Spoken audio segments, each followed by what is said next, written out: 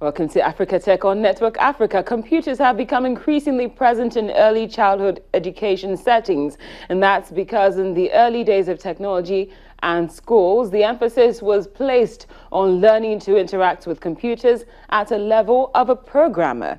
Now, students who were fortunate enough to be enrolled in schools learned simple computer languages like Basic and Pascal. But when you think about teaching kids programming at such an early stage, it could appear abstract, but in truth, it is essential. For more on that, Charles Emembolu, who is the co-founder of Techquest, Coding for Kids, Camps and Clubs, and of which their vision is that every African child should learn how to program a computer. He joins me on Network Africa right now. Mr. Emembolu, thank you very much for joining us on the program. Good afternoon. Good afternoon. Thank you. Thank you. It's a pleasure. Now, we know how important coding is, but do you think it is important enough for it to be made a mandatory subject in schools?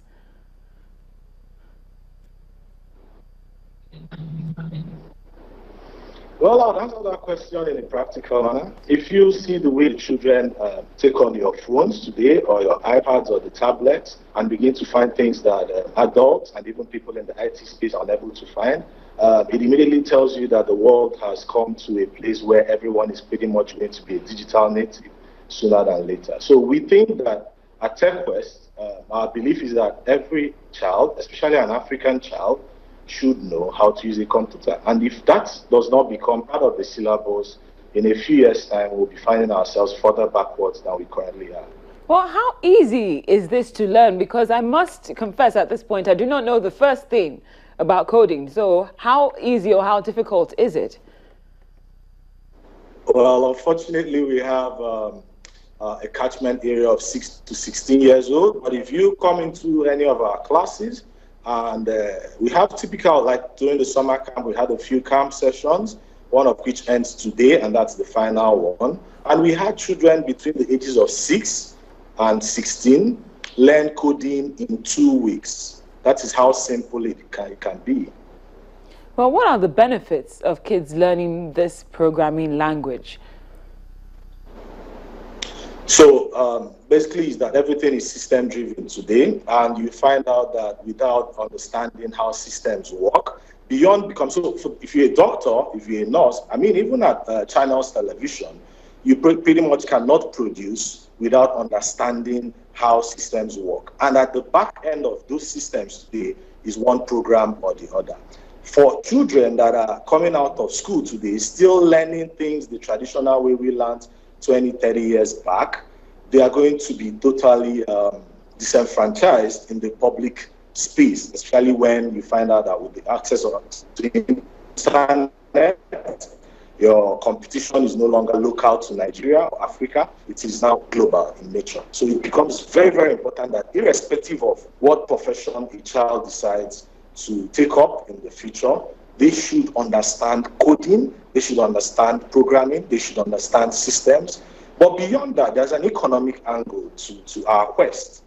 The economic angle is that coding is one aspect where, armed with a laptop and increasing penetration of internet in a place like Nigeria and largely Africa, you can change your future. You can improve. You can sit at home with a laptop and actually work and earn money.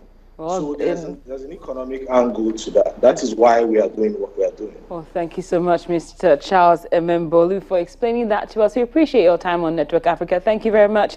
Now, just before we go, we have to announce this. The President of the Republic of Liberia, Madam Ellen Johnson Sirleaf, the government and the people of Liberia and dignitaries from around the world, on Friday, the 21st of August, that's last Friday, they heaped up praises of admiration and gratitude on the former Chief of Staff, Armed Forces of Liberia, late General Suraj Alao Abdurrahman. In a posthumous ceremony in Monrovia to honor the General, President Sirleaf, the UN Mil Force Commander, as well as UN and AU peacekeepers, and also the Coast Guard, they all came together to give him a posthumous award based on his achievements.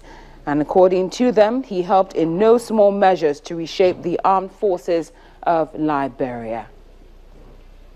And on that note, here's our question of the day. What changes would you like to see in the Nigerian music industry? Feel free to send us your feedback either via email or Twitter. The address and handle are supposed to be on your screen in just a moment. There it is. Thank you so much for watching Network Africa right here on Channels Television. I'm Cynthia Are.